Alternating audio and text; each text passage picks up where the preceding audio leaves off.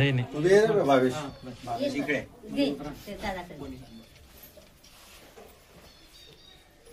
क्लिपे बना लो ऐसी और यही पे ले लेंगे आपण। सुरुवात करीतो ईश्वराच्या नावाने जो अत्यंत दयाळू व कृपाळू आहे।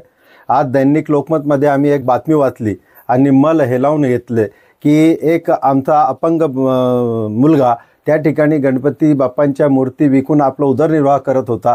काल त्याच्याजवळच्या 105 पैकी काही 30 मूर्ती शिल्लक असताना त्या ठिकाणी माजी नगरसेवक कैलासप्पा सोनवणे यांचे माणसं आले आणि त्यांनी सांगितलं की आम्हाला 600 रुपये पावतीचे द्या। 700 रुपये ते घेतले।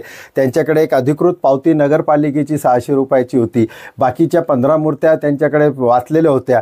ते आता काय करतील म्हणून आम्ही उफास फाउंडेशन व एकता फाउंडेशन तर्फे त्यांचं घर शोधत आलो आणि देवेंद्रनगरमध्ये ते आम्हाला मिळाले आणि त्यांना आम्ही आमच्यातर्फे एकता संघटनेतर्फे आणि उफास फाउंडेशनतर्फे त्यांना एक 5000 रुपयाची आर्थिक मदत केलेली आहे, जेणेकरून हा आमचा जो बंधू आहे, हा जो बालपणापासून एक अपंग आहे, त्याला काहीतरी मदत होणे हे आमचा उद्देश आहे। आमचा उद्देश कोणालाही हे करणं नसून फक्त मानवतावादी दृष्टिकोनातून जे पवित्र कुराणाने सांगितलेलं आहे की आपला कोणी शेजारी, आपला कोणी शहरवासी, आपला कोणी तालुकावासी आपला दुःखात असताना त्याला जाऊन भेटा, त्याच्याशी मानसन्मानाने वागा आणि त्याला जी काही मदत करता येईल ती करा, याच उद्देशाने आम्ही आलो। आणि आम्हाला आनंद वाटला की आमचे दत्तूभाऊ मिस्त्री, आमचे लताताई आणि त्यांचा मुलगा भावेश आणि हा विक्की जो बिचारा अपंग आहे, यांनी आमचं या ठिकाणी आदरातिथ्य केलं। त्यांच्या घरात आम्हाला बसवलं, पाणी दिलं, आम्ही त्यांच्याशी 2 शब्द बोलले आणि माणुसकी आणि मानवतावाद याबद्दल त्यांच्याशी आम्ही चर्चा केली आणि आम्ही त्यांचे आभार व्यक्त केले की त्यांनी आमची छोटीशी भेट स्वीकारली।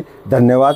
फारुख शेख, एकता संघटन, जळगाव। आमच्याकडे आले तर आम्हाला खूप आनंद वाटला का बाबा कसं बा एकदम पेपरामध्ये वाचून आले ना ते, हा तर मग एकदम आनंद वाटला आम्हाला की बा आम्हाला काही ना काही बा मिळालं, आमचे गणपती गेले नाही तर त्याच्यामुळे मग जास्त आनंद झाला आम्हाला। आमचा मुलगा पहिल्यापासूनच अपंग आहे तो। हो, धन्यवाद।